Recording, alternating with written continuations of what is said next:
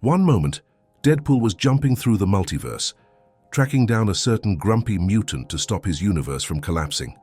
The next, he found himself dropped into the heart of Night City, a neon-soaked metropolis where the lines between man and machine blurred and danger lurked around every glowing corner.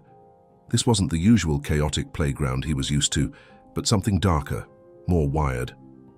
"All right, let's see what this place has to offer," he muttered, cracking his knuckles as the rain began to slick the streets of Watson District.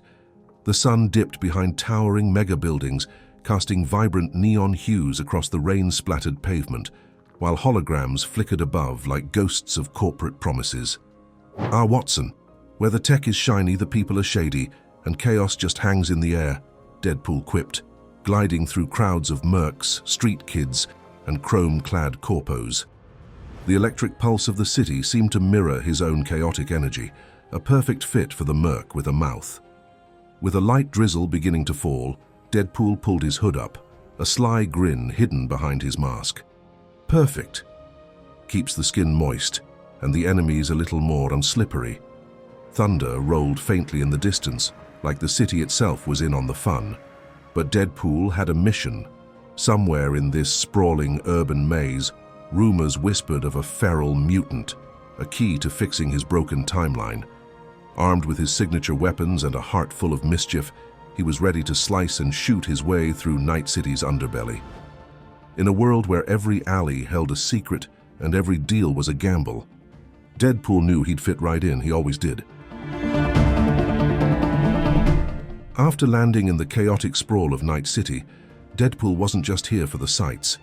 His universe was on the verge of collapse, and the key to fixing it lay somewhere in this dystopian, neon-drenched maze.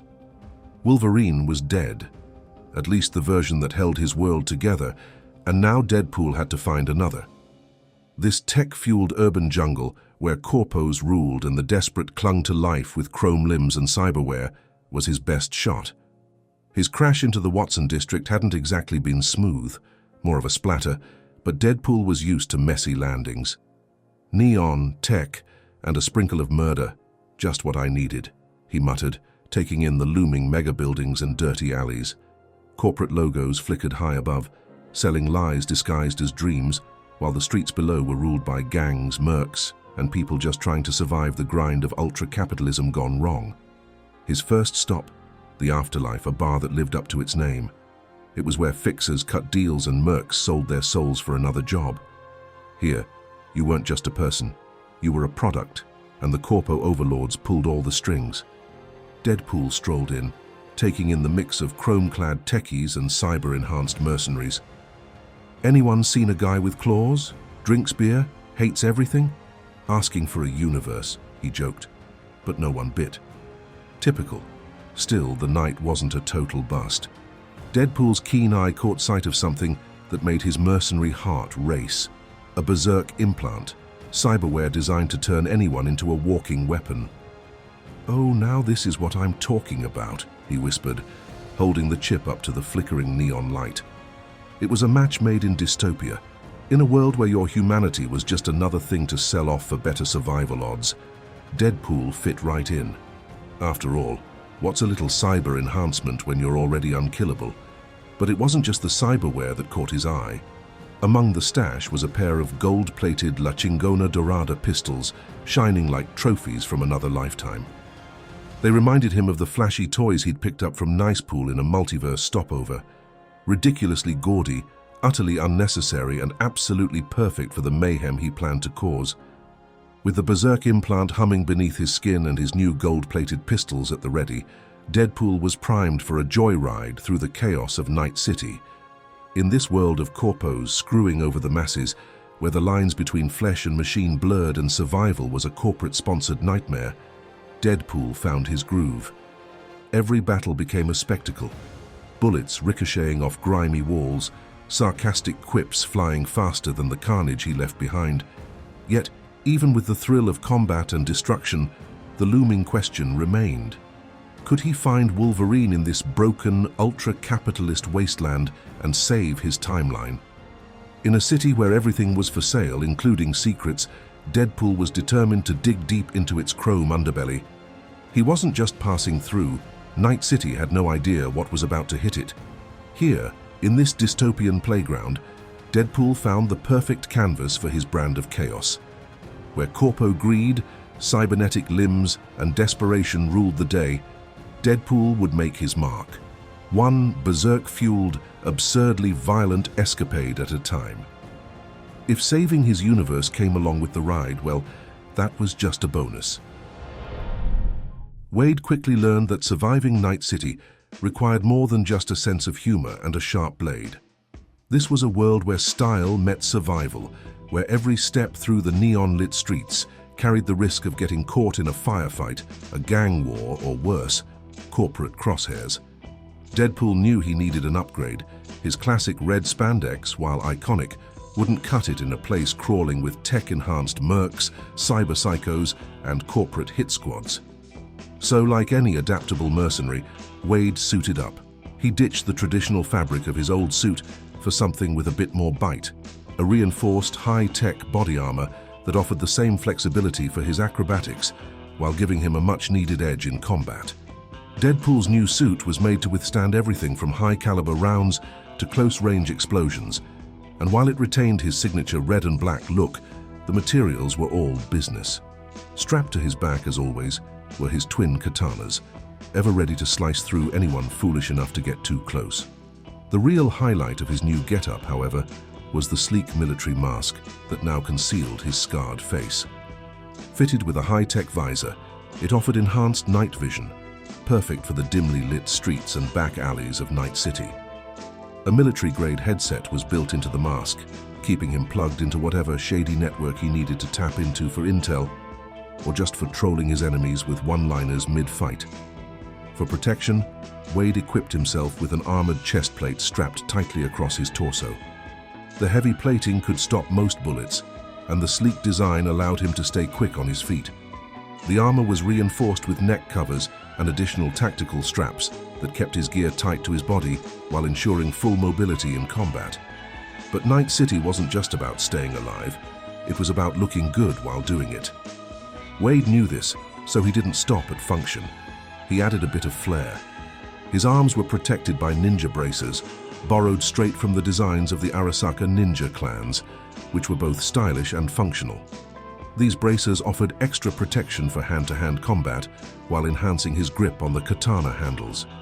His legs were fitted with Gungnir shoulder and thigh pads, modular and military in style, providing durable protection for when Wade needed to leap into action or roll out of an explosion, something that seemed to happen often. Wade even upgraded his boots. The heavy-duty bova boots he now wore were perfect for the urban terrain, gripping the slick pavement during a chase and delivering a satisfying thud when stomping on a fallen foe. All of these new pieces didn't just make Deadpool feel more secure in the dangerous world of Night City, they made him feel at home. With every layer of armor, every mod, Wade was becoming less of an outsider and more of a player in this gritty, tech-fueled world. His gear wasn't just about survival, it was about thriving in the chaos, embracing the violent dance of this neon-soaked cityscape, and finding Wolverine before his own reality, unraveled for good. And naturally looking good while doing it, Wade Wilson, Deadpool, was now a true creature of Night City. Faster, stronger, and more dangerous than ever before. His new gear was the perfect blend of his chaotic personality and the deadly efficiency required to survive in a city where even your tech could betray you. He was ready to hunt down leads, crack jokes, and leave a trail of stylish destruction in his wake. After suiting up in Night City's finest military-grade armor and ninja finesse, Deadpool knew he wasn't quite complete. In this city, survival was an art, and his weapons had to reflect that. Deadpool wasn't just a fighter. He was an artist of destruction, and his arsenal needed to scream that. La Chingona Dorada was his first prize, gold-plated, dripping with flair, a perfect mix of Japanese craftsmanship and Valentino swagger. They reminded Deadpool of the Desert Eagles from his multiverse escapades, flashy, powerful, and perfect, for making every gunfight spectacular. These weren't just pistols, they were tools for a performance. Ricocheting bullets, crit-boosting headshots, and setting enemies ablaze with every perfect shot. They were pure Deadpool, turning every firefight into a trick shot show where he never needed to reload. But guns weren't enough. Deadpool needed something sharp, precise, and deadly. Enter Scalpel, a katana built for mayhem. Its carbon fiber blade crackled with electricity, shocking enemies with every cut. When paired with his Berserk implant, Scalpel became a tool of pure destruction, with crit chances soaring and enemies bleeding out in heaps. It wasn't just a sword, it was a prop in Deadpool's ongoing theater of chaos. Of course, Wade needed something with a little humor too. That's where the cocktail stick came in. Bright pink, absurd, and devastating. It looked like a toy, but in Deadpool's hands, it became a weapon of humiliation. Paired with optical camo, the katana delivered long-lasting bleeds, immobilizing enemies, while Wade cracked jokes at their expense. It didn't just cut, it mocked, reminding everyone that Deadpool wasn't just a killer, he was a performer. With La Chingona Dorada strapped to his side, scalpel in hand, and cocktail stick hanging on his back, Deadpool was finally ready. His weapons weren't just tools, they were extensions of his chaotic personality, blending humor, destruction, and style. Each shot, each slice was part of his performance. And with Night City as his stage, Deadpool was about to put on the wildest show yet, one ricochet, one slice, and one punchline at a time. After arming himself with gold-plated pistols, electric katanas, and a neon pink blade, Deadpool knew style alone wouldn't keep him alive in Night City. This city demanded more: skills, sharp instincts, and plenty of cyber enhancements. And Deadpool wasn't one to gamble on luck. He needed to thrive, not just survive. It started with reflexes. In a place where bullets flew faster than his jokes, speed was everything. He mastered the mid-skill tree, unlocking air dash, letting him dart through the air like a neon-soaked ghost. The legendary Tailwind perk turned each dash into a stamina booster, making Deadpool harder to pin down. Naturally, he dove into katana skills, becoming a whirlwind of steel.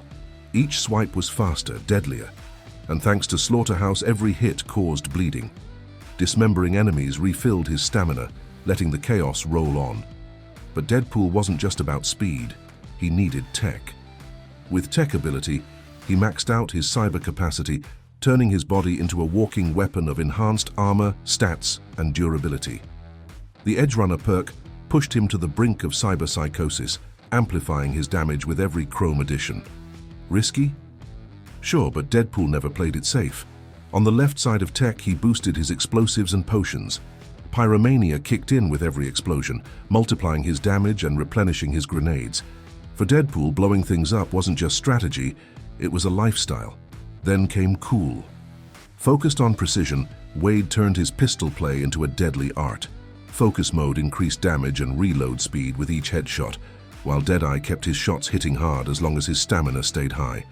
This wasn't just shooting, it was carnage, Deadpool style. Lastly, body. Even the best merc needs to outlast their enemies, so Wade pumped points into regeneration and potions.